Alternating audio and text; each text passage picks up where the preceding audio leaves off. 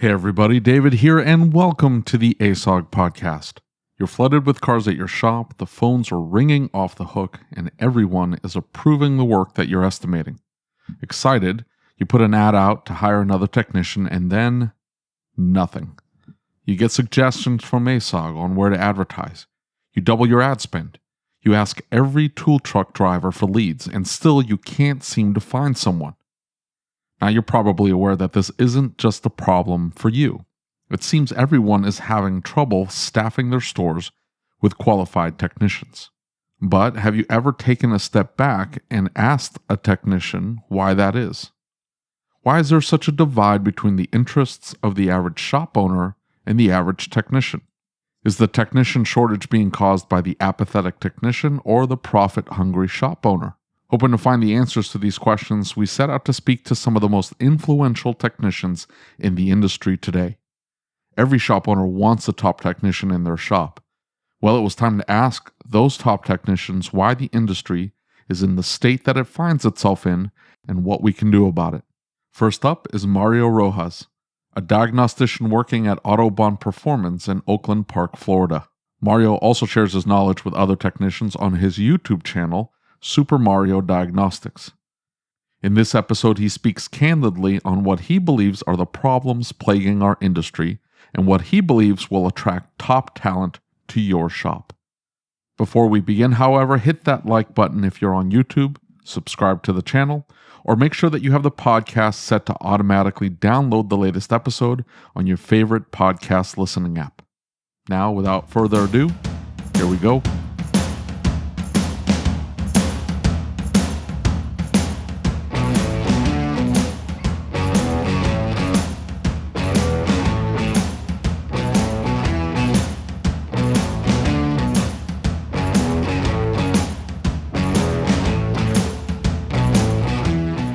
What upsets you, Mario? What gets you upset?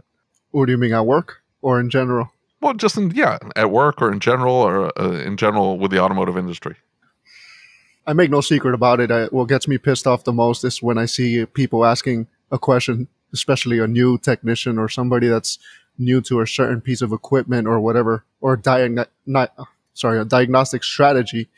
And first thing you see is a couple of pundits or so-called pundits jump in and swarm on and call their buddies, tag their buddies. This is usually on social media.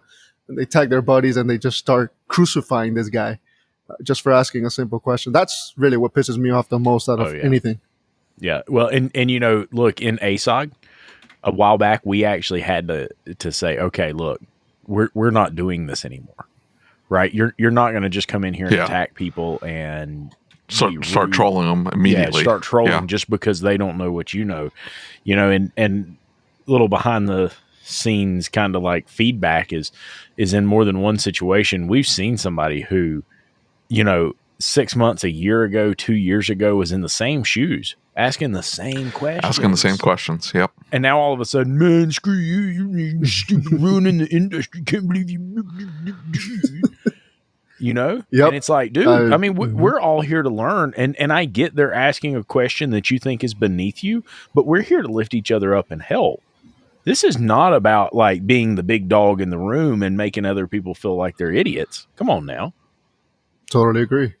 It's very, I believe that it will lead that new technician into a state of disillusionment. They think that they can join a group that will be helpful and they can ask a question without being chastised for it. And they're confronted with people who think they know it all. And even if they're wrong, those doing the chastising, even if they're wrong, they just flog this guy or girl for asking a question. It's everybody starts somewhere, and it's a bit frustrating to see. It's extremely frustrating to see, honestly. Well, what people complain about the most, especially like in the ASOG group, is the repeat questions. So, right. And I can kind of sort of understand where, if it's obvious that, hey, we're not here to be helpful, we want you to feel bad about yourself, that's one thing. But, somebody asking a question that you should probably consult All Data or Identifix or Mitchell. Like, don't ask for a torque spec that you should be able to look up. And it's like, oh, I don't have any information. My shop doesn't subscribe to information. It's like, okay, well, now we have a different problem we need to talk about. But especially in ASOG, the credit card question comes up constantly. What kind of shop management system should I use? That comes up constantly. And the same like 5 or 6 questions get asked over and over and over again, especially if somebody comes in for the first time. They've never seen these questions. They don't use the search function. And, I'm not a big fan about the search of the search function because things change. And not necessarily credit card processing fees, but there's some other things, some other variables in there. The shop management system everybody was recommending a year ago may not be what's relevant now. There could have been something else that came out. And so, yeah, it's okay to maybe ask that question more than once. But that's what everybody gets frustrated with. And so they're like, oh, who cares about this question? They get upset. They start complaining. So I can see a little bit of that. But you're right. They shouldn't. The problem is that people they get afraid to ask any question, and then you don't get any engagement. And then the people that do want to learn can't learn because there's no discussion. It's like when your kid does something wrong, and the first reaction is beating them. What are they going to do? They're going to hide it from you. The same thing with a new technician. They're not going to ask you. They're not going to want to get curious. They're just going to bite their tongue and hope that one day some other poor soul asks the question that they wanted to ask. Yeah. Well, look, we had some veteran technicians that worked for us for a period of time, and they absolutely had no interest in helping the next generation, right? They thought they already knew everything. Word to the wise, if you think you know everything, clearly you don't know anything yet, because the more I learn, the less I realize I know. It's like, man, there's a lot out there. But some of those older technicians that I had work for me really, really, really thought that it was inappropriate to ask them a question, right? And it was an attitude deal. And so I think we see some of that. Now, a lot of those technicians, and I don't mean to group everybody into the same category, but a lot of those technicians are older and they wouldn't use Facebook in the first place, right? So I think we still have a lot of that around. But, look, if we can't at least seek to understand where they're coming from first, come on now. You've got to understand where they're coming from with their question before you go and jump down their throat and blow up on them. And the problem is it always turns into a snowball effect, right? Because the first person says something, or like you said, they tag their buddy and then he talks smack about them, and it turns into a, whatever you want to call it, shit show. Yeah, I agree. It's discouraging. So let me ask you this. Are you okay trashing your old shop? Publicly? To whoever listens to this podcast. So you switched. How long ago did you switch shops? About a year ago. Yeah, and you mentioned on the live feed last night that one of the reasons. Well, maybe it wasn't live, but you mentioned that one of the reasons you left your old shop was because of the equipment level. That the old shop was refusing to upgrade, I guess, is how you made it sound. Yeah, that was a different shop. That wasn't the one that I came from before coming over here. Yeah. Gotcha.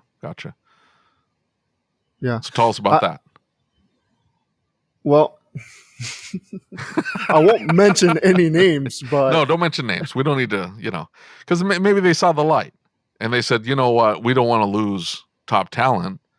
We need to make the investment. Who knows, I need to buy a smaller boat. It's a bit complicated because I don't think they were the type that they wanted. They were very humble owners. They're not the type that's like, okay, I want my boat at all costs, even if it means we're not going to get into programming. Let's just get a mobile guy out here and let him deal with all the programming instead of teaching in-house. It wasn't like that.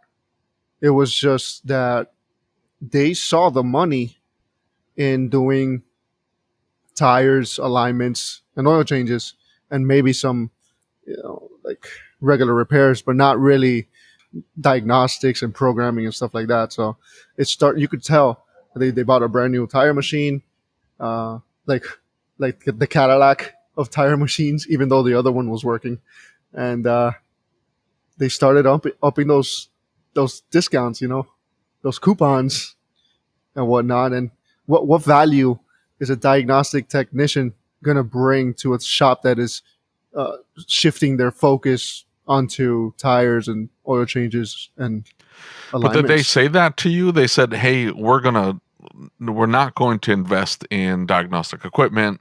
We don't see any value in it. We'd rather spend the money on what's the fancy Hunter, like touchless tire machine? What is that thing, like $25,000, $30,000? Yeah, It's a pretty machine." yeah, it's pretty, I guess. I don't care. Yeah, they didn't outright explicitly tell me, but you could see it. You could see it in what they were focusing on. Whenever I came across programming, I said, "Hey, we could get a maintainer. I could get at the time it was a Cadillac. I could get the GM software factory OE tooling, and we could program this ourselves." And they're like, "Okay, we're gonna think about it, this and that. I'll call the programmer or call the mobile guy," and that was end of story, basically. And then Yeah. I started posting stuff about getting into programming and this and that. And one of the guys from Trained by Techs, Tommy specifically, reached out to me and he said, "Hey man, I could get you on your way, man. I could, get you started into programming." And I mean, it's the rest is history. I've just started getting all the stuff loaded into my computer until eventually I found a reputable source in which I could just buy a computer fully loaded with all the OE software. So Tommy's a great dude. yeah, Tommy's great. He doesn't hold back either. No, he definitely. Who the hell did he just get into it with somebody on ASOG? Well, I have no idea. I don't know. What are you talking about? He got pissed off at somebody. I can't remember. That was like, Listen, this was like 5 days ago. well, I know. Whatever. I thought it was Mario. Wasn't it Mario? I don't think so. I don't know. I got into it. I get into it with some people. I confront those who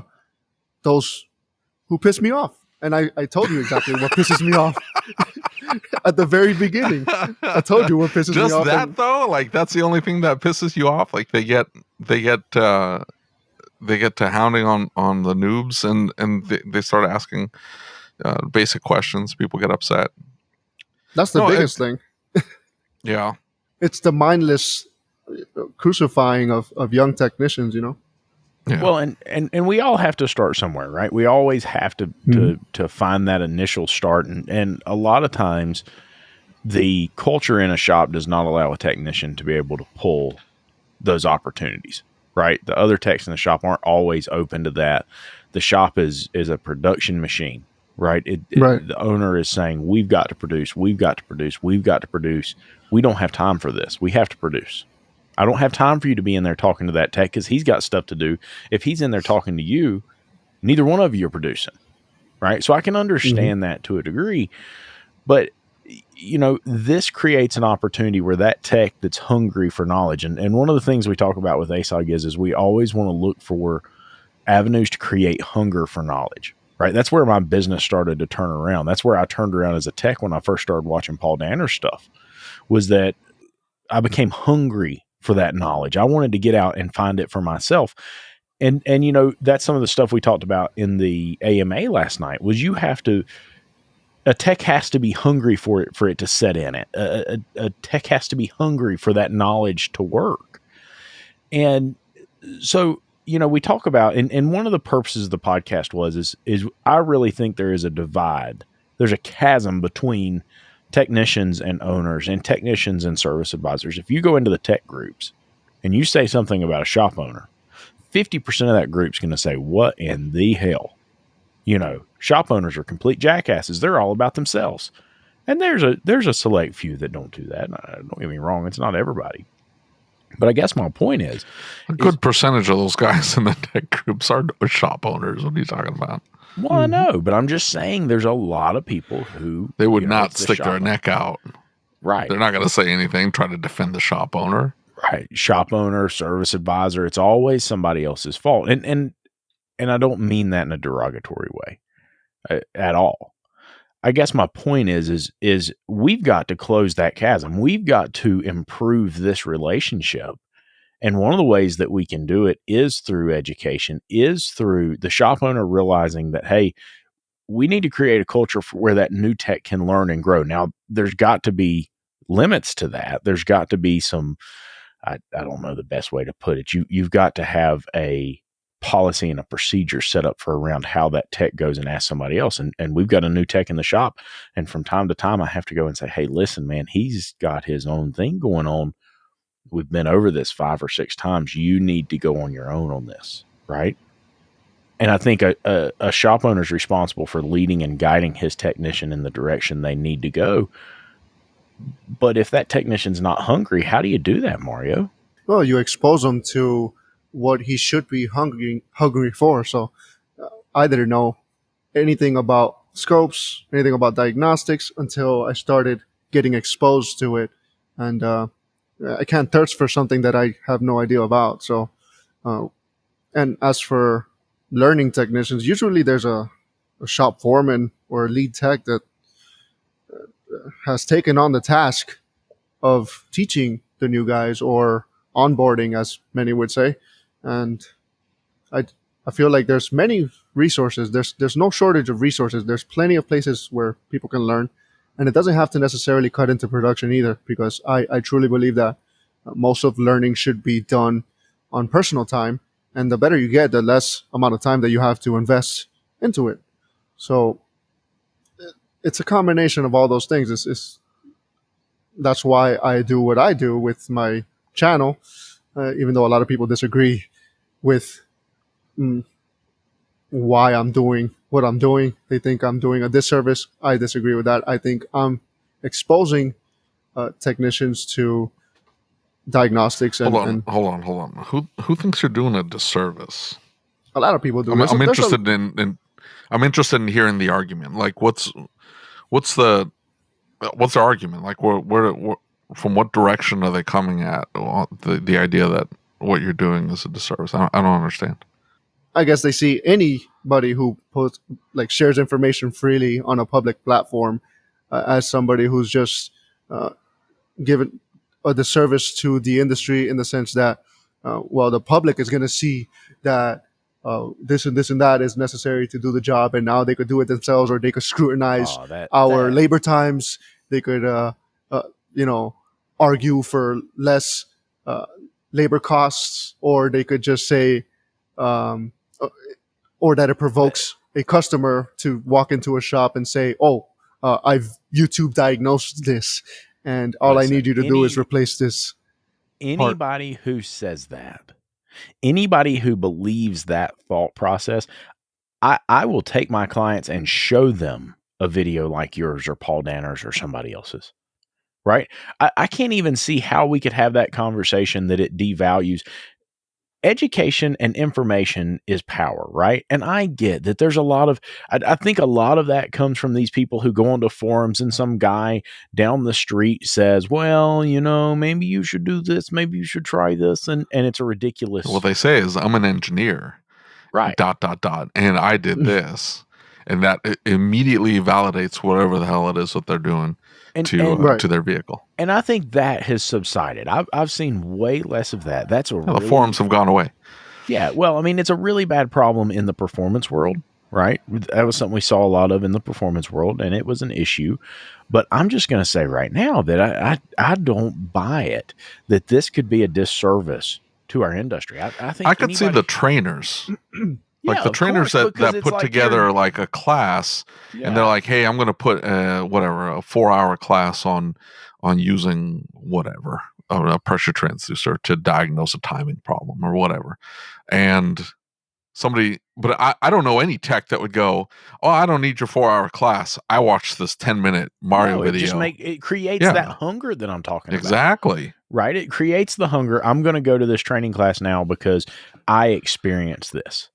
Right. Yeah. No, I think that's one of the big things is that, the older techs were kind of that way. Like, oh, I don't share the trade secrets. It's going to put me out of That's business. exactly it. I mean, that's a very good point that a lot of technicians, um, again, we're not grouping into one, sector of technicians, but a lot of technicians see it as, let's say I'm in a shop and I'm trying to learn, and I'm not at master level status, I guess, if you want to call it that, and I notice a timing issue or whatnot, and usually it would go to the master technician in the shop because it's not me, right? But I say, well, maybe I could learn from that guy.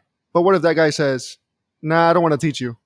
Well, now I could go on YouTube and see how the job is done. Yeah. And then I'm able to do the job myself and make more money. And that other technician is going to say, well, dang, YouTube is costing me jobs at this point. And I think it's a terrible mentality, personally. I'm just going to be honest. I don't think there's room in the market for those people. I really don't. I don't think there'll always be those kind of people, though. There will be. Right. They die with their Scarcity secrets. mindset. I mean, yeah, scarcity mindset. They think that I've got to hold on to it, otherwise you'll take my pie or a piece of my pie, and the pie is infinite. There'll always be more work for you. I can do my thing. You can do your thing. Like it doesn't, like me doing better doesn't take away from you at all. Even within a shop, it just makes the whole shop more productive. right. But the technician that could have had that job is not seeing it that way, because technically my YouTube video is directly impacting his pocket. So he thinks that, but that just gives him an opportunity to move on to a different vehicle. In other words, that one's just like, that's a shop owner's responsibility at that point. I mean, you've got to explain to the guy and saying, look, I understand that you think that vehicle's been taken away from you, but really what that does is allows me to bring in one extra timing issue. Does that make sense? Instead of leaving all the timing issues, now I have two people, I can have twice as many timing issues come through the shop, because there's always timing issues. And I can start pulling timing issues away from the dealership, which makes everybody happy. Well, and look, the deal is I think for some reason we've built this mentality. Maybe it's flat rate. Maybe it is flat mentality. Yes, I'll just put that out there. Well, I've made no secret about it. Well, but I mean, where? I've never seen you rage on flat rate. Let's talk about it. Oh, well, I'll have to direct you to certain conversations I've had in the past. Yeah, but we got to do it on the podcast. Save it for the podcast. That's the new hashtag. Save it for the podcast. Don't talk about it. But my point is this, though, right? Is that if we as an industry want to improve and move forward, right? If we want to bridge this gap between technicians and owners, if the shop is more profitable, then the technician is more profitable. And I don't know, I mean, I may know 2 or 3 shop owners who are truly focused on just putting money in their pocket, not taking care of their people. I mean, David's one of them, but I don't know that many. I don't make any money. I don't know what you're talking about. That's a big if, Lucas. I may know 1 or 2 shop owners who are interested in loading their pockets. Right? It's not. I know a couple. Yeah, I'm sure there are. I know a lot of them too. None of them are on the Facebook group. That's my point. Sure. It's like by the time they get on the Facebook group and they're exposed, these are normally newer shop owners that are struggling and they need to figure out what it is. That's how I was. And they need to figure out a way out, and they get exposed to the ideas that are discussed in the forum. Typically the ones that are doing extremely well, and if they can get that extra timing job, like they're just focused on that bottom line. They're not on the Facebook groups. They're not sharing with other shop owners. They want their boat. They're probably on their boat. They're enjoying their boat. They don't have time for the Facebook group. And those are usually chain stores. I mean, so it almost ends up being like the technician that we're talking about that doesn't want to share any information with the next generation. It's the previous generation shop owner doesn't want to share any information with the new shop owner down the street. Certainly the one down the street, because they might take a car or two away from them and they want to pad their pockets. Well, and I mean, I can understand that, but I guess my point is that the majority of these technicians who are in these groups, I would venture to say, could be in a shop that is really interested in their best interest, has a culture that's about developing the technicians in growth and improvement for them. And I know in my shop, when my shop does well, my technicians do well, right? That's the way it's that configured. makes sense. They're protected when we don't do well, and they are rewarded when we do well. Yeah. That's the whole point. That's what I'm working towards. This is as much their shop as it is mine. And the reason that I believe that is because I really care about my customers. I care about the experience they have, and I'll just say last night, I saw something where a client didn't have a good experience. I could not sleep over it. I was like over here texting David at 2:00 in the morning, like, oh my God. You sleep? No, not really. But my point is that I care so much about that experience for my client and doing the right thing for my client. If I'm not doing the right thing for my technicians and I'm building this culture where it's dog eat dog, they're not doing what's right for my client. Yeah. So, But you're the exception, man. I mean, let's face it. There's a lot of dog eat dog shops out there. The technician that's on these that are on these forums asking questions about scopes, and the thing that floors me is the ones that buy their own equipment. The ones that I bought an e-scope for one of my techs, and the guy was upgrading from an older e-scope to like the new 8-channel one or whatever, and he was buying it out of pocket. Things like $5,000 or $5,500, whatever the hell it is. He's buying it out of pocket, which is whatever. I'm saying he's buying it out of pocket. That's insane to me. Like I would, and I get it. Like, I have one tech. Well, they all want to buy their own stuff, but they'll put money into a $300 or $400 tool, and they'll splurge on the toolbox, and they'll buy like a ball joint press might be $700, but that's the extent of it. They're not buying $5,500 scopes to scope a car for themselves. I just, why wouldn't the shop owner step up and buy that for the guy? If the guy's interested, if he wants to learn, step up and buy it for the person. I just don't understand that. It doesn't make sense to me. I guess it's past experiences, because a lot of shop owners can argue that, I bought a scope for the shop and it just collects dust, but their technicians aren't being exposed to what is out there, these different techniques and scope usage. A lot of people brush off scopes as a huge waste of production because they haven't taken the time, they haven't invested the time to learn how to use them efficiently. And it's hard to teach shop owner or a technician a whole new way of thinking. It's just as hard as it is to change an old school technician into a mentality where they can use scopes. It's just as hard to change the mind of those who believe that they should keep their secrets because that's directly affecting their pocket. They don't want to invest in others. They don't want to invest. The big word for me is invest. Well, and I agree with that, right? I think that's huge. And if you look at David's training budget, my training budget, just about any shop in ASOG's training budget, and the fact that we're requiring training to a hour, right? Like in my shop, it's 100 hours a year, and you're paying your techs for going to the training, and you're paying for the training, and you're buying their food, and you're paying for the hotel. There's a lot of shops that do that. And I guess my point and what I'm trying to convey is we've got these groups of phenomenal technicians, right? We've got several groups that have these really phenomenal technicians in them. We have got these groups that have phenomenal owners, right? Owners that are miles above the rest, the best of the best, right? Truly interested in investing in their people, doing what's best for their people, right? And I get that is the exception, not the rule. But if we bring those two things together and we've got a situation where those techs can, A, get involved with those owners, but B, can get their owner involved with this. And if their owner's not looking at growing, the ability for the technician to see a little bit of that owner side, understand a little bit of that owner side, and take things to the next level through that. I guess my point is for so long, we have sat around and said, well, this is just the way the industry is. This is awful.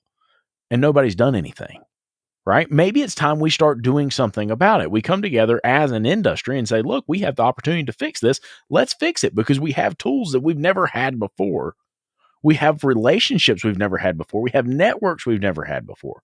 Let's do something about it. Let's quit talking about what's wrong. Let's start fixing it. So what are you going to do first? I look, I've told you what I'm going to do first. Well, I'm not going to do it. Dustin's gonna do it. I'm busy. Well, how will you gather everybody? How will you get everybody Look, on the same train? For me, you don't get everybody on the same train, but what you do first is you have an event and you call it the state of the industry, right? And you have a group of technicians in one room, you have a group of service advisors in one room, you have a group of owners in one room, you have a group of educators and trainers in one room. And you let them talk about what the issues are and brainstorm on potential Sounds solutions. like a therapy session. That's exactly what it is. Where do you think I got the idea? And I look, get it, but while we're having this therapy session, we're sending you to actual therapy. Yeah, but I won't show up. Do we need therapy, Anyway. or should we have like a Gordon Ramsay type fella that will just come in and just Yes, there you and go. just Just screaming at people. I love it. That's a much better idea. What Spank 'em into about action. giving? Because here's the thing. Like I agree with Lucas. Like something has to be done, but we need to decide. What we either approach it from the shop owner standpoint, and there's only so much.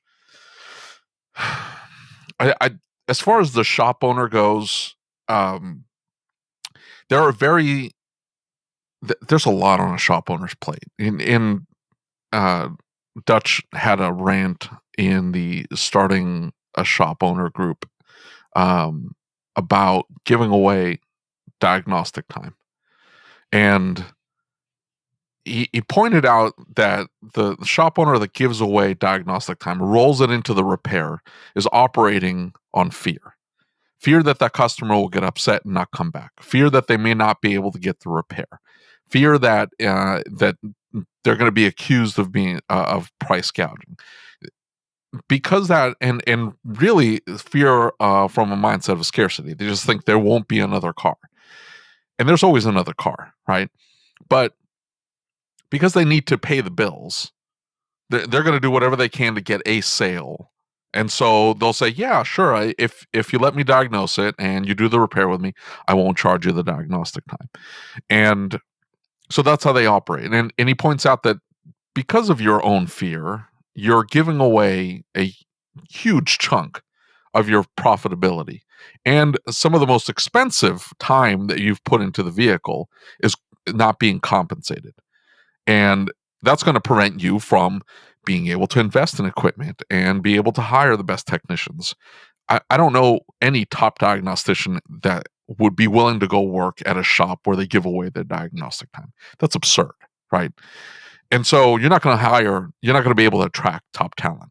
You can just throw that out the window.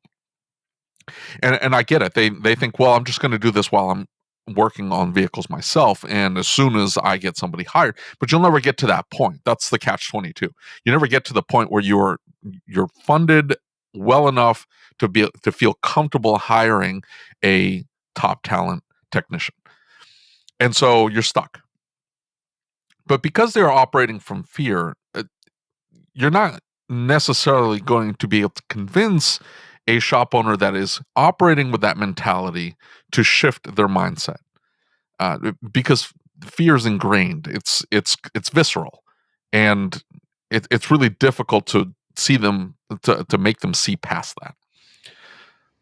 A technician, on the other hand, can be given specific tools to implement in their own shop, in their own lives, in their own career, to help either push this shop along to something better, or go find a better shop.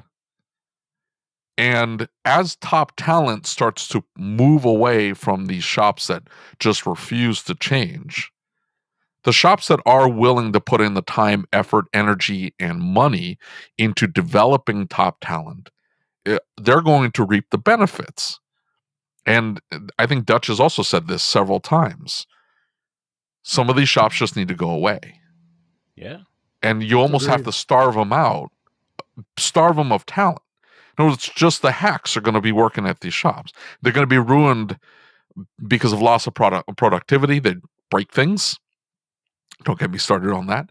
Or they're going to be starved because they can't find any help, and therefore they're not going to be able to take care of their customers.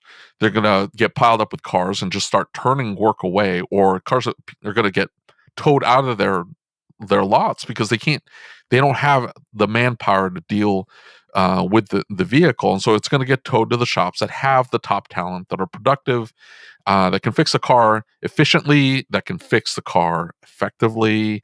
And those customers are all going to move to those shops. And so, the wheat's going to be separated from the chaff. And that can start from the technician's standpoint. Does that make sense? Absolutely. I've been thinking about that for a while, actually.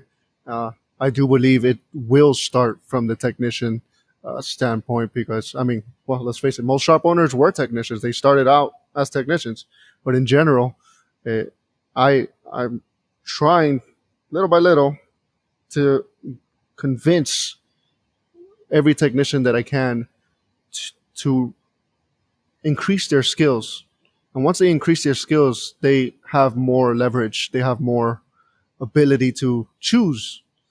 And once they have the ability to choose and they have that leverage, then you start walking away from these hack shops that won't invest, that won't train, that won't tool up, that won't charge for a diagnostic or testing fees, whatever you want to call it. The technician has a lot of power, but that power is useless without the skill. It's the skilled technicians that will have this power. And it They will doesn't decide. I don't 100% agree with that, because it doesn't need to be specific defined skill. It just has to be the willingness to obtain it. That'll be the difference. Because the technician that says, hey, I want to go to this training class. Hey, I want to buy a scope. Hey, I want to buy this piece of equipment. I want to get into programming. I want to be able to get into ADOS. Whatever it happens to be. Whatever piece of technology or whatever technological aspect of the industry that they're interested in and they want to get into, that can be profitable for the shop. That's important. We had this discussion with Keith Perkins last night about ADOS, and I said, pragmatically, it's just difficult to justify the financial investment in an ADOS machine for a lot of smaller shops. Like I get it if you have an 8,000 square foot facility, you have the space and you can section it off and this, that, and the other. You can do ADOS and you can justify the cost, or you need a big tax write-off. You can go and buy that piece of equipment. And that makes sense. But that's not every shop. Most shops are my size. I've got just enough room. And I could use more space, but whatever. There's not a lot of available buildings in my area, and I'm sort of stuck here. I can't put an ADOS machine in my shop. It's just not going to happen ever. So I don't know that I would want my technician to get into ADOS, but doing or rebuilding modules, that's different. I can set up a section of the shop just to rebuild modules and just do that. And that's practical to me, and I can see a return on my money invested on that. So if my technician approaching, which this has happened, my technician talked about having an interest in doing that. Well, then fine, great. It doesn't mean that the person has to have the skill. They just have to show a desire to obtain the skill, and there has to be an ROI for the owner. As long as those two things are there, go for it. The technician should at least have confidence that this is either going to be the right shop for me, and they're going to embrace my curiosity and my willingness to learn, Or I need to move on. They need to make that choice. And I get it. It's a hard, scary choice, but they need to have the confidence in making that choice. Does that make sense? Look, a couple points to that, right? First of all, Mario, you said something that kind of resonates with me, and you said the technician has power. And I think the technician, especially in today's market, does have power. Now, that being said, if they're focusing that energy, focusing that power in the right direction, I've even got a video somewhere on ASOG where it talks about the circle of control, right? Focusing our energy on the things that we can actually control, the things that we can do something about, is very, very important. And I think the technician does have power in this scenario because every single shop you talk to is looking for a technician. It is a technician's market right now. No doubt about it. Absolutely. I think that when we look at this, though, the technician has to recognize that he has to be part of the solution, right? And that switching shop to shop to shop to shop is only going to make other shop owners look at him and say, I wonder why he's been here, wonder why he's been there. He's jumping around, right? And it's a technician's market. He's got a pretty good chance of getting hired. But why not be part of the solution? Now, every owner is not interested in fixing their shop or fixing the problems. Not every owner is interested in listening to a technician talk about what the problems are in the shop. But if we can get a technician into a shop where there is that good culture, there is that willingness to improve and change the shop and have a dynamic relationship with your staff, I don't think it's that the technician has to have quote unquote power. I think that they have to be part of the solution, right? They have to strive to be part of the solution. And, one of the things that came up, and this is a sensitive topic for some, but one of the things that came up, I've got a really good friend named Jen, and Jen made a post a while back in a number of technician groups. And she said, what are the big things you're looking for? Because they're looking for a technician. This is a fantastic shop to work for, pays really well, has a ton of benefits, has everything that you would think a technician wants. And she posted and she says, look, we've been looking for a technician. It's been really hard to find a technician. What is it you guys are looking for? I want to be better for you. What is it that you're looking for? And about 50% of the responses were absolutely out of this world. They were so unrealistic. We deserve 50 to 70% of the labor. We deserve this. We deserve that. Look, you're probably talking to a lady who pays her technicians better than 50% of the shops in the nation in the first place. Is it only about money, Mario? Is that what I'm to take away from those people saying that? How do we get to a spot where we're finding technicians who want to be part of the solution, who aren't just focused on money, who are willing to be paid well and have all these great benefits, but they're focused on being part of the solution, not just getting what they think they deserve? Does that make sense? Yeah, it does. It's kind of ironic that a lot of technicians, they disagree with flat rate, but they are money motivated. And it seems as if they want to have control over their income. And I do think that a lot of technicians, when they respond to something like that, like in that particular situation, they're not really thinking about what they're saying to begin with. Right. They're not giving an active solution. They're just, kind of joking around sometimes. And they're not really taking into consideration that this is a real shop owner and this is a real situation. And some of them like to abuse the fact that there is a tech shortage, and they kind of like rub it in their faces. Unfortunately, we have a lot of technicians in this industry that just don't really care, that they are indifferent of the state of the industry. And it shows in social media, it shows everywhere. And I think we got to wake them up. We got to wake them up and get them active and become a solution to the industry as a whole, not just to their personal livelihood, not just to their personal obligations. Well, they need to understand that it'll benefit them. Right. Exactly. To to push up the industry, to make the industry better, to at least the public perception of the industry. I think that's the biggest key, is not necessarily what do you mean by pushing up the industry or making the industry better? Like the fact that we flood the area or the industry with more technicians isn't really going to help a technician. It's going to help the shop owner, who's going to be able to pick who they want and get rid of the dead weight. Right now, because there's such a shortage of technicians, the technician can pick the shop that they want and ignore the dead weight. So flooding the industry with new technicians doesn't really help the technician. However, pushing technicians to see themselves as, who they are professionally, who they need to be perceived as professionally, will get the public to understand that, yes, this is an expensive repair because there's a certain level of sophistication that needs to be implemented in properly fixing this piece of machinery, this piece of technology. And I don't think people understand that. They see the grease monkey. They see the guy banging away, and they think that the guy banging away, the grease monkey working at the quick lube, the hacky quick lube. Not all quick lubes are the same. I get it. I'm not trying to insult the quick lubes.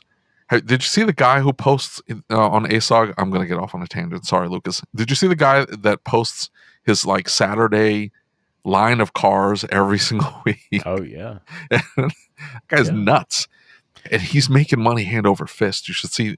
I mean, it's crazy when the guy posts and somebody will say something, but like, "Oh, you can't make your money on oil changes," and he's like, "Yeah, I'm doing fine. Don't worry about me." And he's making good money anyway.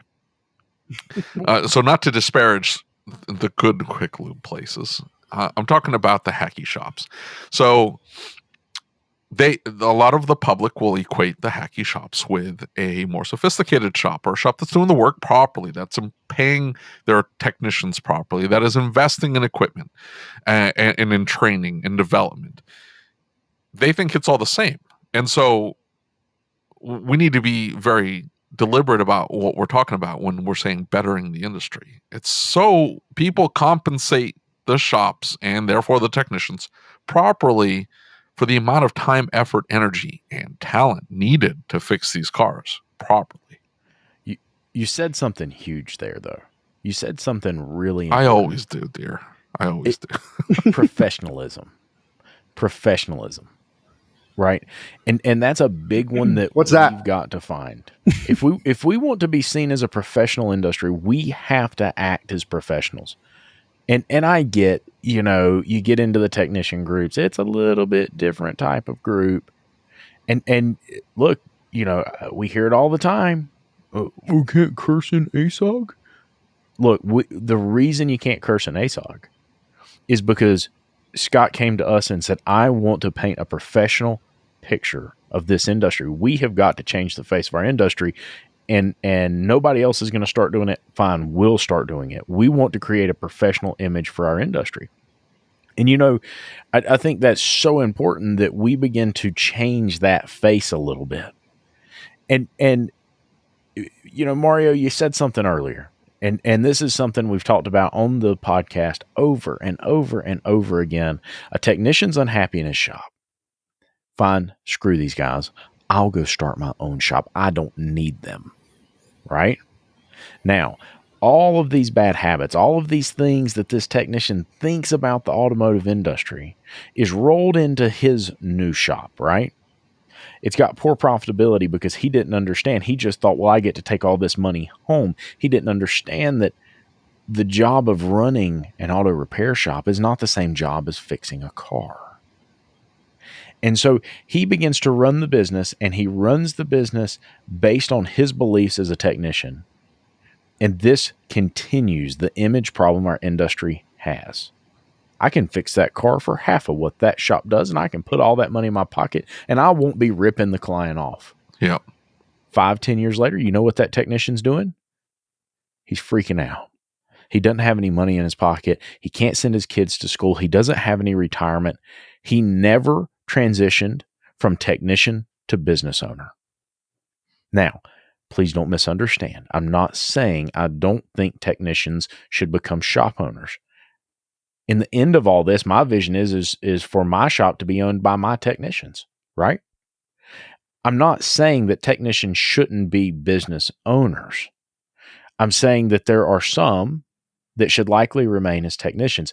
I'm saying that there are some that would be great owners, but they need to go through the training first to understand what being an owner is and the aspects of being an owner, so we don't damage the image of our industry further by following this same path we've been down. Because I'm going to tell you something, when I hired a business coach, I started working with Rick White years ago, and he said, listen to me. If what you were doing was going to work, it would have worked 10 years ago. It's not going to work. How about we try my way? And why does that apply here? Well, because if this method of technicians becoming shop owners were going to work, make them millionaires, make them successful, give them the freedom and the abilities that they wanted, it would have already worked. We've got to do things differently. We have to come up with a different operation, a different system, a different plan. How do we do that? I think too many technicians want to become shop owners. I'm not saying they shouldn't, but there's too many of them. Most of them should talk to me before they jump out there. I would like to kind of create a timeline. You have a technician, let's say the top dog in a shop. He's got the dog eat dog mentality. He doesn't want to share. He doesn't want to share to the other guys because it'll affect his pocket, right? And he's willing to do side work for less money. He's willing maybe even to take customers from the shop. Let's just go to the extreme there. And I think all this goes hand in hand. You guys are mentioning valuing diagnostics. You guys are mentioning bettering the industry, the perception of the industry. Well, that technician who didn't care to share with other technicians and has directly competed with the shop that fed him now decides, well, let me make my own shop. Let me do it my way. And it snowballs from there, right? It's not even a lack of training. They could be perfectly trained, but they still have that deep inside. They still have that same mentality, that dog eat dog. There's no such thing as improving the industry and dog eat dog in the same person. It's just impossible. You cannot improve the industry as a whole while only being concerned of your own personal interest. To elevate the industry will cost you. It doesn't matter who you are. If you're a technician, if you're a shop owner, if you're a trainer, it's going to cost you to elevate the industry. It comes at a price. And when I see a lot of shop owners who don't care, like they don't care for the relationship of their customers. They just want the quick cash. They just want the quick repairs. And they don't want to invest in their technicians or training. That's a result of all these things that have happened in this timeline. They've been brought up in a dog-eat-dog world, and they've never changed from that. Well, that's my point, though. Why not starve them out? I totally agree with starving them out. As I mentioned earlier, I believe that every technician should up their skills, get hungry, and don't give an inch to any shop that's not willing to meet these basic requirements: training, tooling. Yes, pay, but pay is not everything. I know a lot of very talented technicians who are willing to take a pay cut to have a better environment, to have a better culture, and to be able to share with others, not to have to worry about the carrot chase, so to speak. They can take the time to teach another technician and still make money to bring the food to the table. Like they could still accomplish all these things. And I believe that the technicians should not pay any mind to the shops that are not willing to invest in training, tooling the technician, and the value of our diagnostic abilities. Do you know who Zig Ziglar is? Was Eric Ever heard Ziegler? of Zig Ziglar? Zig Ziglar. I've seen quotes. Well, he always said that you get what you want in life by helping enough other people get what they want, right? Oh, I And like that. and I that's Zig is something fantastic. oh yeah, and that's something that I've really, I go through hard weeks, right? Things aren't going my way, and there's one video that's on YouTube, and it's called "See You at the Top," and I'll watch or listen to that. I'll go on a long test drive, and I'll listen to that while I'm on the test drive, and that's where a lot of my thought process has come from about improving things, because I think at the end of the day, you get to an age and all of a sudden you're not about just making dollar bills. You're about leaving a legacy behind. You're about doing something bigger, something that wasn't about yourself. And maybe it was the way I was raised. I don't know. But at some point you've got to shift gears and say, I'm not doing this for me. I'm doing this for the others, whether it's my technicians, whether it's my clients, whether it's my friends, whether it's the others in our industry. At some point you have to shift gears and say, I'm doing this for the greater good. And I think that in so many ways, we've gotten away from taking care of our people, and our people have then turned into this dog eat dog world. And maybe this industry has always been that. I just never saw it, right? I got into a group with really good shop owners who really cared about their people. I just don't see it that much. So, we've got to come up with a solution. We've got to begin to move this in a different direction than where it's going, because where it's been going has not been productive. Would you agree? Absolutely. It's been productive to those benefiting from it. Yeah, unfortunately. If you look at the national chains, that's how they operate. Mm-hmm. It's, whoever gets there early. The dealerships are the same way too.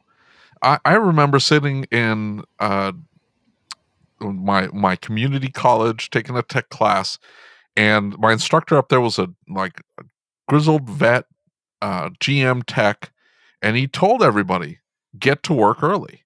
Why did you want to get to work early? Get there before everybody else. Then you can scan through the tickets and you can grab the most profitable jobs before anybody else gets there. You'll have the car pulled in, you'll start tear down before anybody else gets to work. If you're the last one there, you're not going to be able to grab the most profitable work. And I mean profitable in the sense that a lot of build hours were sold on the ticket, and you know how to get it done in half the time. And so that mentality is being taught to some of these students, right? With that mindset, and then they go to work at one of these national chains or at the dealership. The dealership tells them, if you're not flagging 25 hours within 90 days, you're gone. And so it becomes dog eat dog. It's what they're being taught. It's what's being reinforced. That's all they know. And I don't know why they don't leave, but that's my point, is empowering these technicians to say, no, I'm not going to put up with this garbage. I don't need to be at the dealership. I can go find somebody else. There are 1,000 other independent repair shops that would love to have me, because I come with the right attitude and I'm willing to learn. And I think that's the biggest key. And that's what I see missing, is that willingness to learn, that hunger to learn, to better themselves. And I know that's what you're talking about, Mario, is encouraging the technicians to do that. But man, when you get into a situation, you start talking to technicians that are complaining about how little they're being paid, how many hours they're forced to work, the garbage vehicles that are coming in, the hacky tricks that the shop owner's forcing them to do because they just need to get the car out the door. Some of this falls on the technician, because it's like, dude, how many training classes did you do last quarter? You can jump online and Keith Perkins has it like $25 a month. What's Paul Danner's subscription? What is it, like $100 a year? $11 a $9.99 month. a month. Yeah. It's so cheap. It's so cheap. And then and I get it. Like, you're not going to walk into every shop and say, look, I have my own L1 subscription, or I have my own Paul Danner subscription, but man, that should be like a badge of honor. Does that make sense? Like, they should be able to walk into a shop and they should be able to ask the shop, hey, do you belong to ASOG? Number one. And if they say yes, and say, hey, I'd love to come work here. Look, I belong to Paul Danner's premium group, or, you know, I pay for my own training because I want to be better.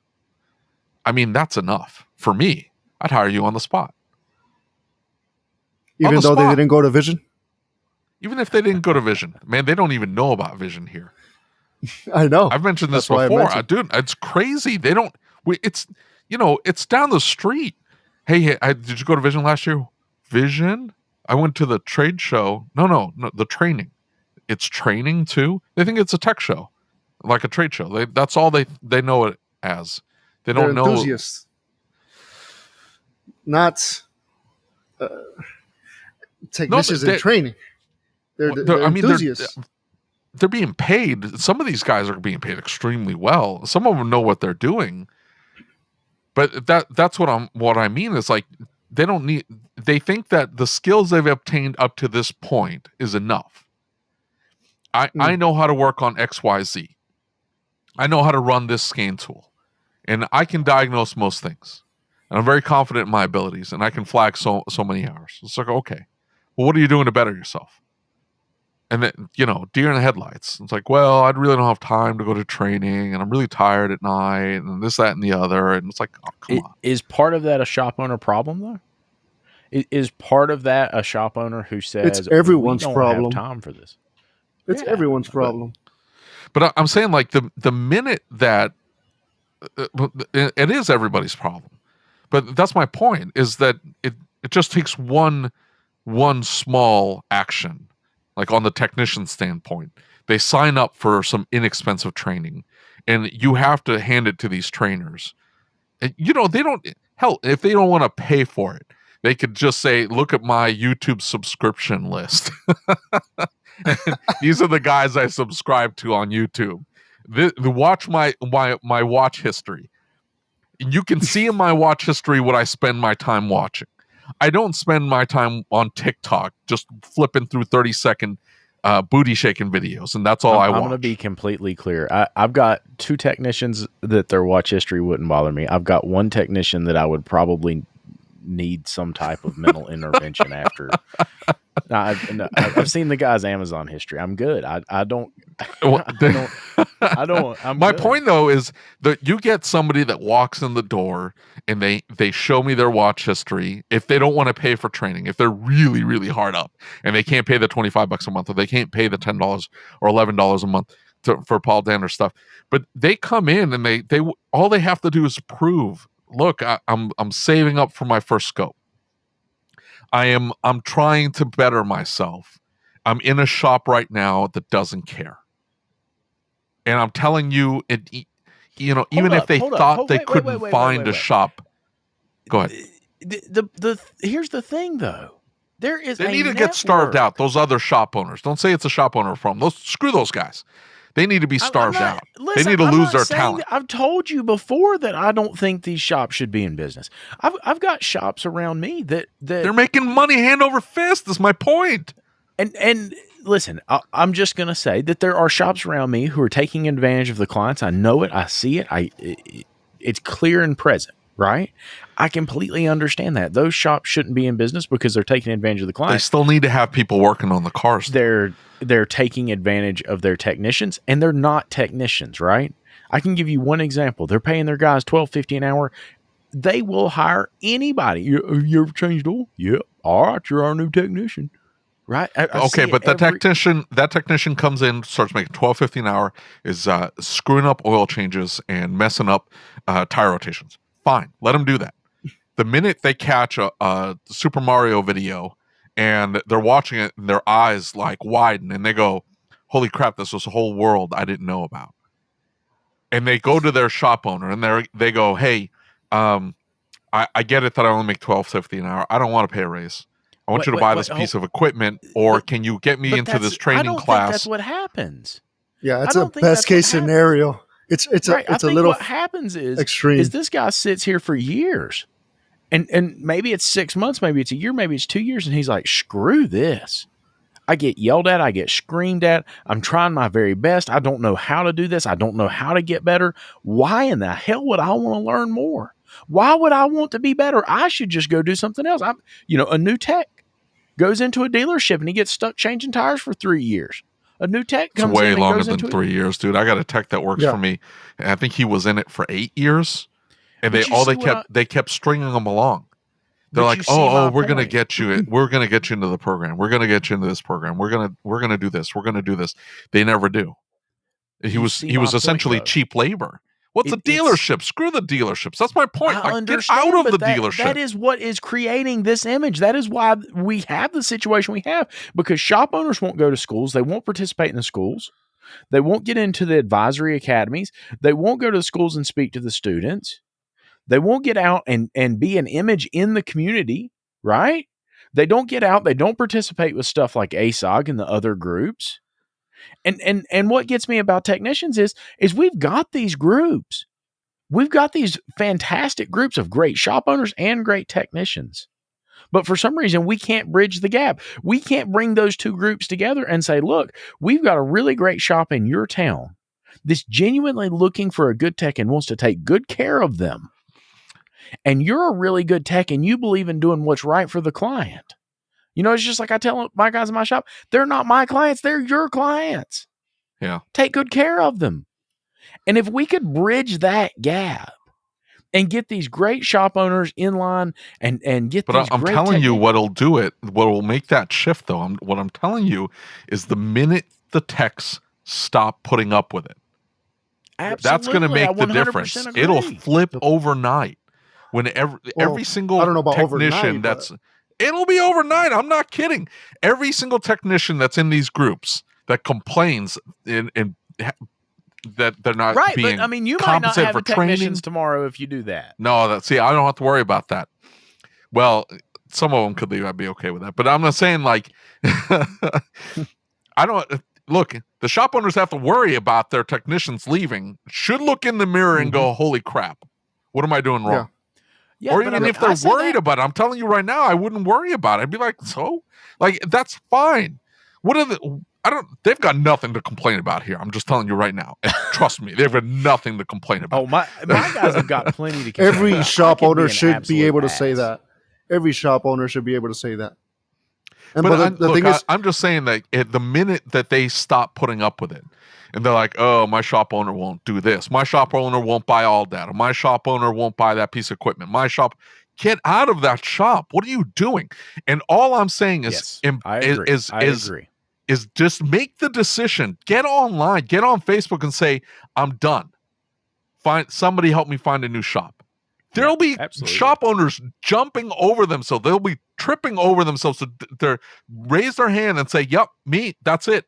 I'm your shop. Come on down. You paid for your own training? Done. Come down.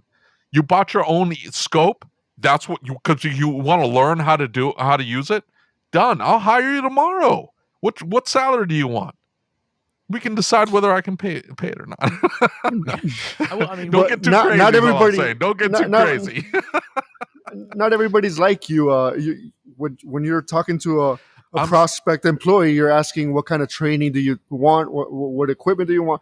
But most shop owners, in my limited experience, I guess you could say, the first thing they ask is, well, how many hours do you bill? They don't think about other things. Like I could do brakes all day and make a 200% efficiency, but they don't consider that the tougher these cars get, the more it diminishes the efficiency.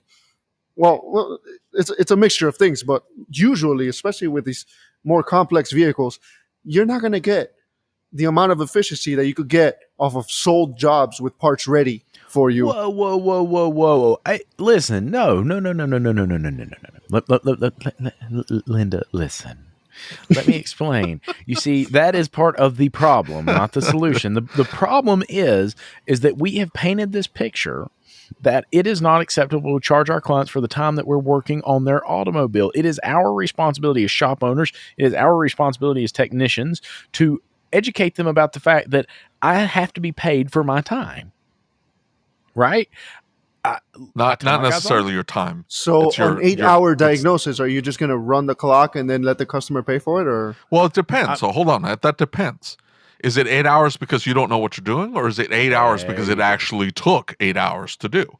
That's completely different. I'm not going to charge my customer because you've never worked on this vehicle or that system on this vehicle, and you need to learn. The technician gets paid, right? Let's not cross. Well, that up. hold on now. Me, yeah. So I pay my guy's salary for that reason. I want that technician to learn. I want you to find a faster way to diagnose this next time, so it doesn't take 8 hours. I prefer you do it in 3 or 1. I will find a fair compensation for your time and energy and my cost in equipment or whatever to be able to effectively and efficiently diagnose this vehicle. David, before you continue your rant, I do have a question. It's of utmost importance. When you put pokey time on your payroll, do people question that? On my payroll or on the invoice? Well, the invoice or where you're paying your employees. I mean, does your HR company wonder what pokey time is? Pokey time? Hey, my give it to the pokey guy. The guy who wants to poke everything. No, it's fine. Look, I'm just. What about the beaver? Why do you have to bring up the beaver? We've moved on past the beaver every time.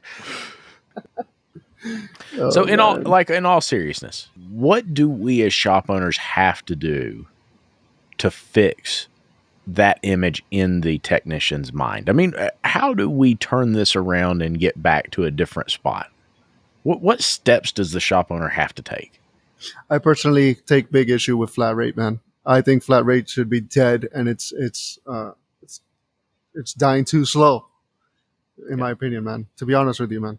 That's my real issue. I've been through flat rate shops, and they have high expectations and minimal tooling, minimal investment, and they just want to. I mean, well, hopefully, I'm not going to say it because I don't know what's going to be put out there. I don't want to.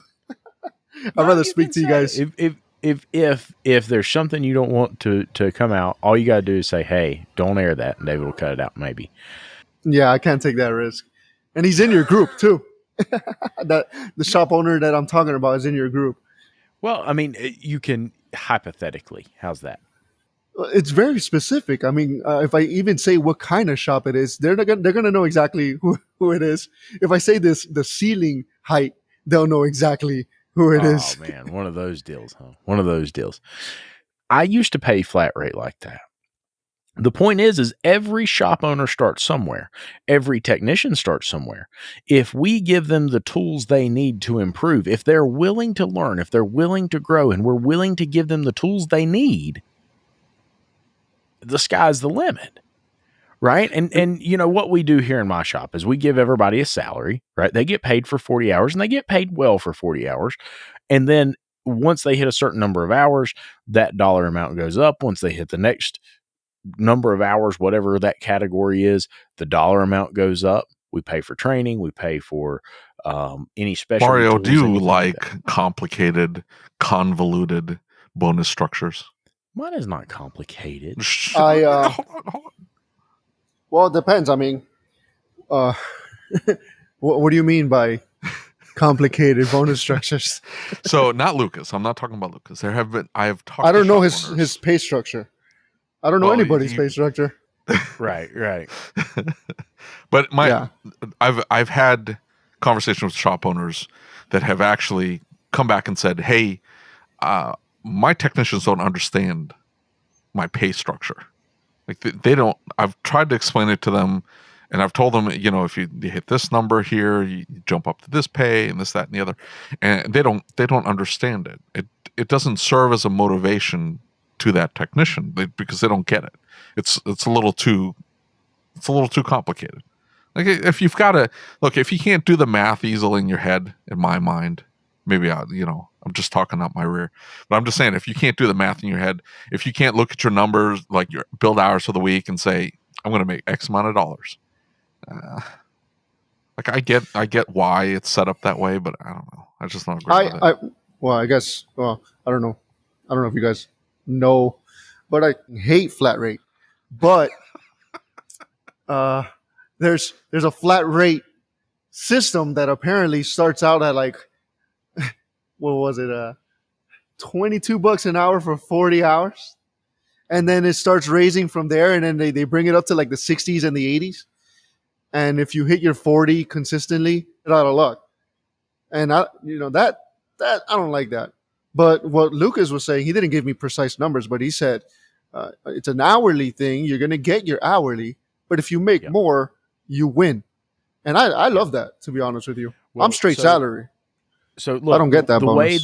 The way that mine is set up is it locks our labor GP at the maximum that we can pay our technicians in the shop still be profitable at all times. And what's that in English, man? No, I'm just kidding. Basically, it says that if I charge this much an hour, I can pay my technician up to 30% of that, right? And if they turn this many hours, that means I had this many labor dollars, and that means that they can get up to 30% of it.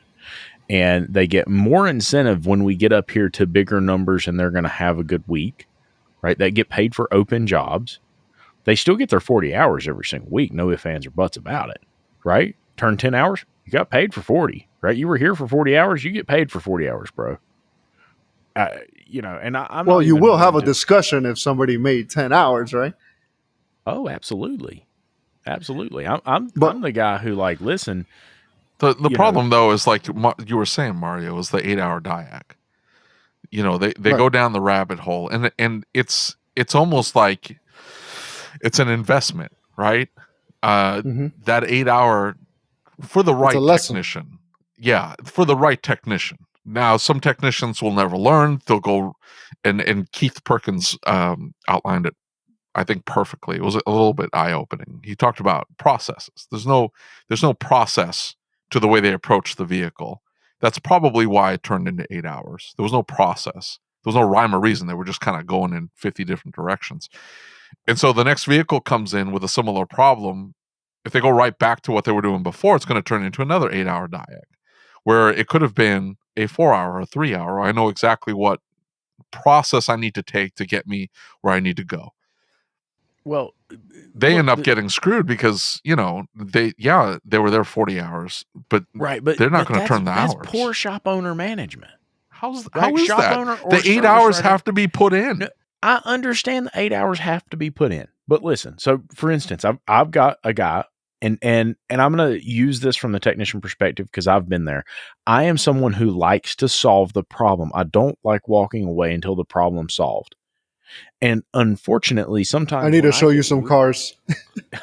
Well, I mean, unfortunately, I get really inundated with a problem to the point that I will be hardcore focused on it and I won't see the forest for the trees. I've got to get up and walk away from it. Right. I've got to take a step back and move to something else for a little bit. And I come back and I'm like, damn, I didn't think about that. Right. Yeah. So yeah, for sure. What I mean by this is I've got a technician and he will sometimes get stuck in this loop.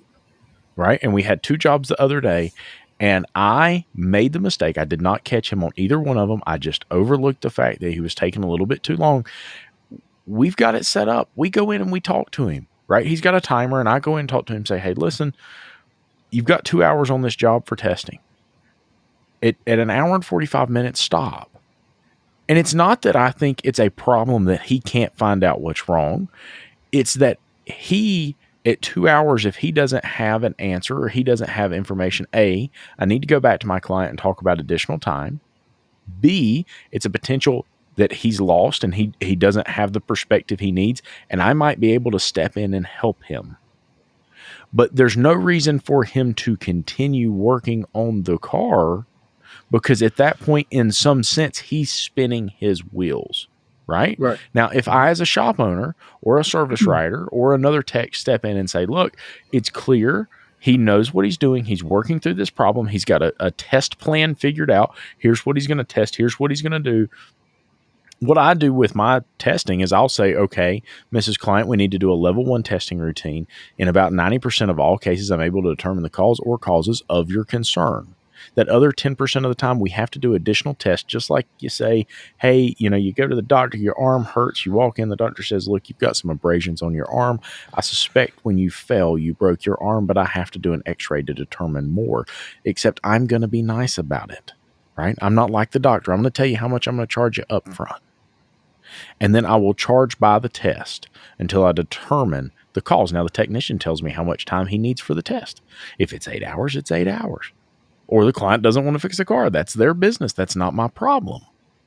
But my point is, if I, as a shop owner or service writer, I'm doing the technician an injustice by continuing to let them work without helping them either coach them through the technical problem or get them more time on the job, because it's unfair to them. I don't care if you pay them salary or not.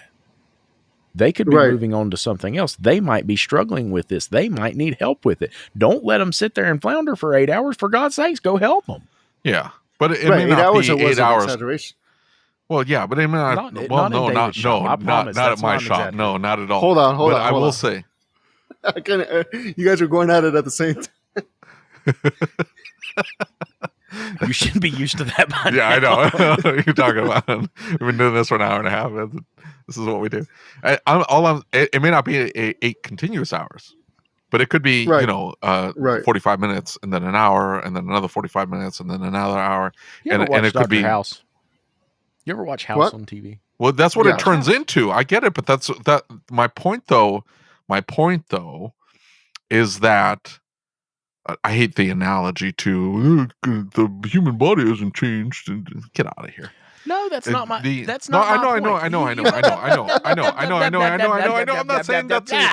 I'm not saying that's what you're trying to say. I'm not saying that at all. All I'm saying is that meeting of minds and hey, we need to break down what we've done already. What is it telling us, and figure out what the next steps are. Yeah, absolutely. We do that here at our shop. That's very much part of the diagnostic process here at our shop. Is let's figure out what testing have you done, why, what have you found out, what's your next game plan before I call the customer. What's that? Our shop. What? I could have. All right, question, guys. Shop. Where do you draw the line? My question is, where do you draw the line? Let's say we find the problem. No. Yeah, but okay. Let's say it sits in the corner of my shop. Let me tell you, I got a Dodge sitting back here. Let's say it's a single cylinder misfire, right? How much time can you possibly charge a customer where you say, okay, this is it. We can't charge this customer that much for a single cylinder misfire? Where do you draw the line? 1 hour, 2 hours, 3 hours? Well, here's my situation. Is I don't think there's an answer.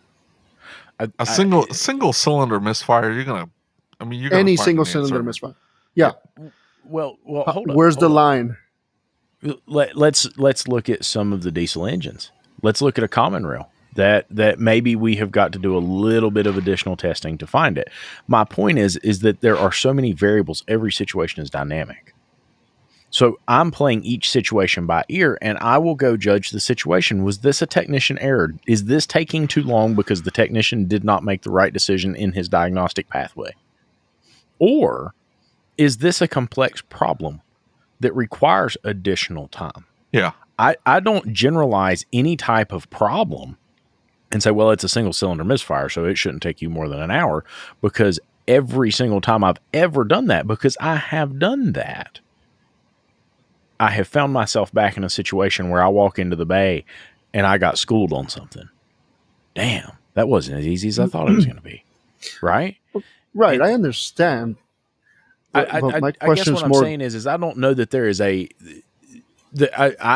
think that we start with, like I said, in my shop, I start with a level 1, and with a level 1, we'll go in, we'll spend an hour with the vehicle, we'll do a consultation with the client, we'll get the data, we'll do some data collection, we'll go through and we'll begin the process. The technician will come back. If he can't find it in 45 minutes, he'll do a write-up and he'll come back, or he is supposed to come back to me and say, okay, here's what I've got. And we'll sit down and we'll talk about a test plan. What are the potentials? What test could we do to rule out those potentials? Right? Now, if I recognize as service writer or shop owner, if I recognize the concern was with the process, am I billing my client? No. Am I adding time to the ticket? Yes. But I will pay that, whether it's technician error, whether it's policy work. Okay. Well, we finally came to a conclusion on that. You're going to end up paying the technician just eating Yeah, the it. technician gets paid no matter what, right? What were you asking, though, Mario? Right, but what if it's you wouldn't, let's say it's just for the hell of argument, you wouldn't question the techniques of that technician. You wouldn't question his diagnostic process. And it takes him 2 hours to do something that you would suspect. Let's say it's a dead misfire, right? Single cylinder misfire. Mm-hmm. And, you do a quick clear flood, you hear low compression, and you go in from there. Where do you draw the line? Where can you say, okay, I can't possibly charge over this many billable hours to the customer. I can't charge, let's say, an exorbitant amount. I mean, I personally would say I couldn't possibly charge 4 hours for a single cylinder misfire diagnosis to a customer. But see, that is the technician mindset. That is exactly where we ended up when technicians became shop owners. And so a perfect illustration of this is the discussion that was in about waiving diagnostic fees in the startup group. And what they were saying was, I won't roll it into the repair, but if I quote unquote find it in 5 minutes, I won't charge the customer for diagnostic time. And they're going about it all wrong. You should be selling a battery of tests. And Right. the tests, it needs to make sense. So on a single cylinder misfire, we've got a list of tests that we need to perform. And unless I have to tear into, I need to get at the ECM and I need to do voltage drop tests across wires to the ignition coil, wires across to the fuel injector, just something that's going to take more time. The battery of tests that we charge for will find whatever, 95% of faults or problems for that single cylinder misfire. But we have to perform the tests. Does that make sense? Like, we have to do all the work. And so I've sold a compression test or capturing waveform on the scope of the pressure transducer. We need to check current ramp on the ignition coil, and we need to check to make sure secondary wave pattern or the signature wave pattern on the injector, make sure that we see the pendulum, whatever that happens to be. Right. But on that battery of tests then gets performed to ensure that we don't miss anything. It's very easy to say that we have a blown out coil. And what ends up happening is we sell them, we get excited. Yeah, we've confirmed we've done swaptronics, right? The quick and easy swaptronics. I've got a bad coil. The cylinder misfired, moved or didn't move or whatever. Well, we have an obvious fault in the ignition coil. Let's not even say it's swaptronics. You pull the ignition coil out, you can see the carbon tracking. And you're like, okay, this thing's been jumping the spark out into the cylinder head.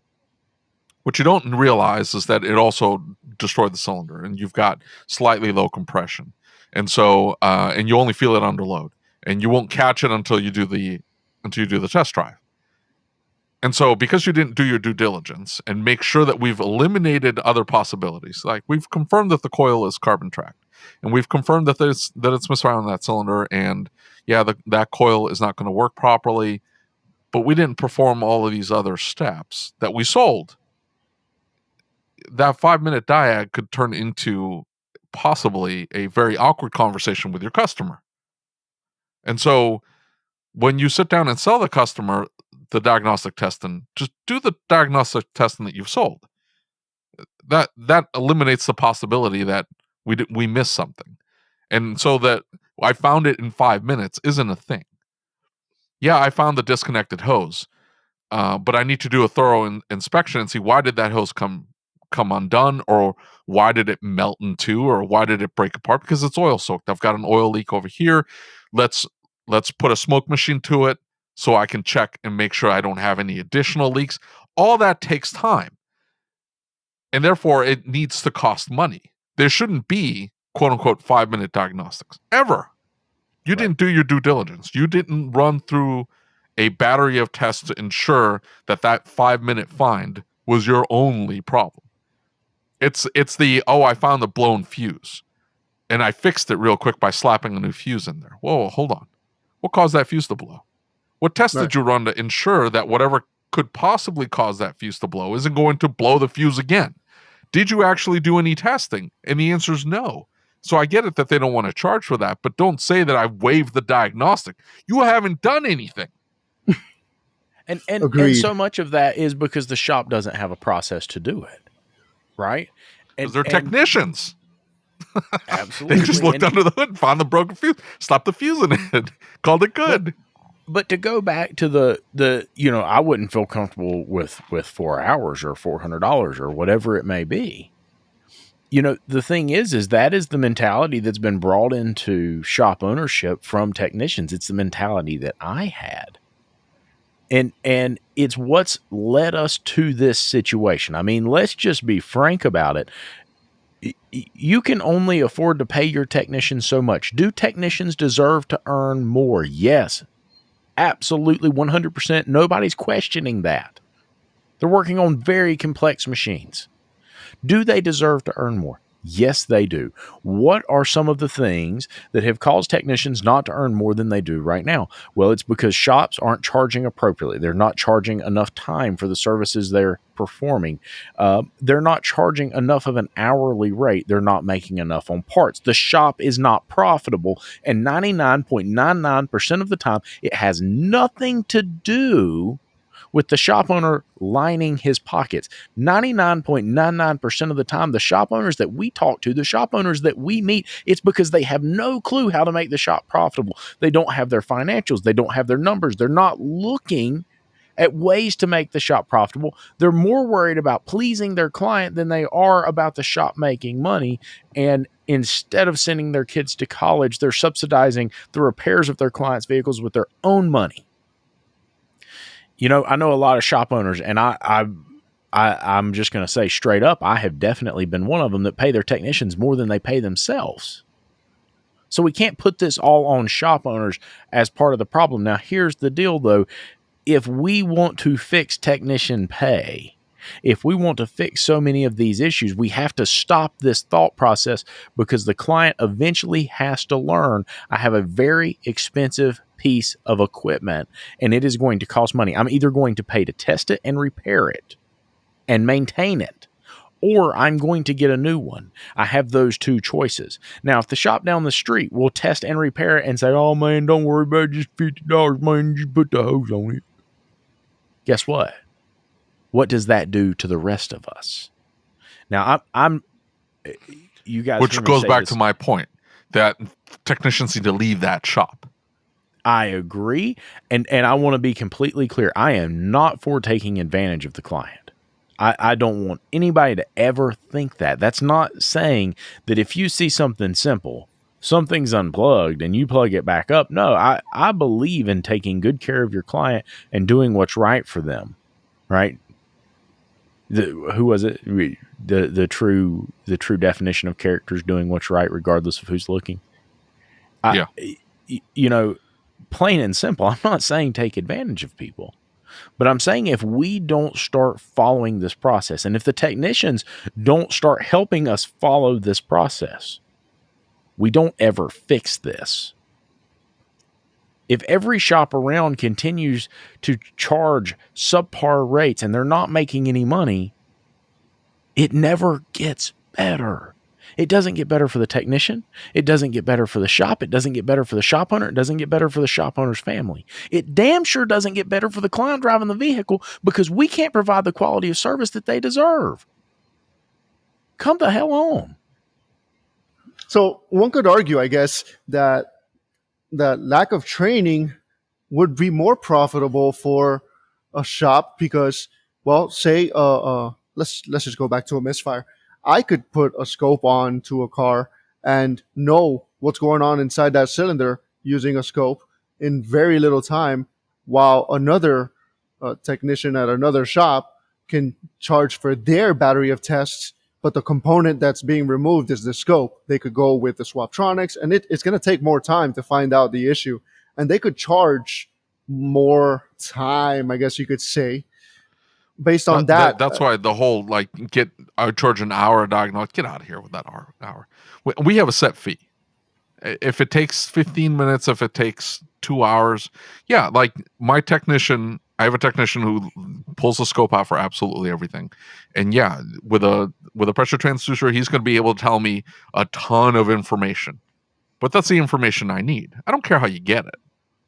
I need to know that the valves are sealing, that you've got good compression, that the engine's in time. You see what I'm saying? Like, sure, Right. if you want to get the old school stuff out and you want to do a cylinder leak down test and you want to check static compression and dynamic compression and you want to use old school tools, then fine, whatever. We have that built into the cost of the testing. But I need to know that information. Now, if you can tell me all that with one piece of equipment and you can do it in a quarter of the time as the other people, then more power to you. Right. And the technician receives the reward for that because they can move on to another car. Himself. Absolutely. Right. Right. But then there, like you said, there's shop owners that say, well, if it took me 5 minutes, I won't charge you. But what if it took the technician 5 minutes to, let's just say for the sake of argument, it just took the technician 5 minutes to thoroughly diagnose the issue. And because I've personally experienced it myself. I actually was in flat rate and a shop owner told me, hey, it only took you 5 minutes. Why should I pay you a diag?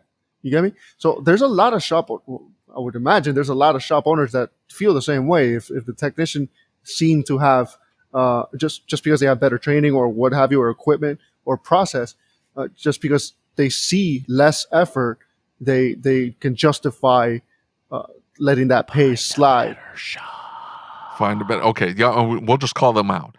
If you're a shop owner who says that, who has ever said that, and you don't see anything wrong with it, I'd like you to email me. We'd like to have a discussion with you on the podcast. If you're a technician and you have your shop owner walk up to you and ask you, why should I pay you? Because it only took you X amount of time. That's the day you need to get on Facebook and reach out to a whole bunch of shop owners and say, I'm looking for a new shop. Here's the training that I take on a regular basis. Whoa. I don't want to get caught up in cancel culture, okay? Cancel culture. Get out of here. We are canceling the hack shops today. Yes. Okay, I'm good with that cancel culture, okay? Yes, 100%. that's the only one. What's the difference? Hold on now. I'm not saying go leave 1-star reviews to the guy, like the poor guy would be in Georgia. No, would you just shut up for a Well, damn those minute? shops don't even care about reviews, I bet. No, they really don't. They could care less. They don't care. What I was trying to say is that I have been that before. You said, if you have ever thought or ever done that. And see nothing wrong with it. I put the caveat in there. Right. Well, I definitely see something wrong with it. Now, so many of us started and did not know. So let's change the messaging. If you're a shop and you look at that, I can promise you, if you are seeing that situation and you say, well, it only took you 5 minutes, man. Let us all tell you right now that's wrong. Okay? That's not the way this should work. It's not okay. It's not how you take care of your people. If you have a profitability problem, let's talk about your profitability problem. If you're struggling financially, let's talk about the fact you're struggling financially. There's a group of shop owners who are willing to do whatever it takes to help you. They will go above and beyond to help you. Don't punish your technician because the shop's not profitable. Right? Let's fix the profitability problem. Stop punishing your people for it. I totally agree. I think you nailed it right there. So many people like to blame shift and usually lands on the technician that the source of all problems is because of the technician. And it's a shame, to be honest with you.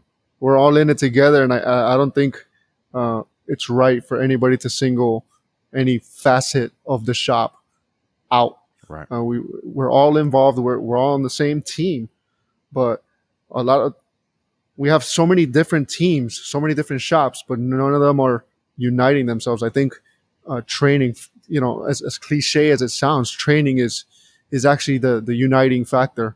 And if unfortunately there are many technicians and shop owners who have no idea the amount of training that's going on and the ability to network and communicate with others. And I think if we just expose them to it, you'll see big changes. And if they want to fight it, that's on them. But at least you did your part. You brought them over to training, and you got the ball rolling. That's how I see it. Well, I hope you enjoyed this episode of the ASOG podcast. We have several conversations coming your way from the most influential technicians in the industry today. So if you'd like to support the show along with the work of ASOG, just go to our website, asog.site. That's ASOG.site, and click on the Become a Patron Now button. Becoming a patron gets you several perks, supports this podcast, and is entirely tax deductible. Make sure you're subscribed to the podcast and on YouTube. And as always, if you have any questions, comments, or concerns, or if you'd like to be a guest on the podcast, or if you have any topic suggestions, please reach out to me via email. My email address is david@asog.site. That's david@asog.site. Until next time.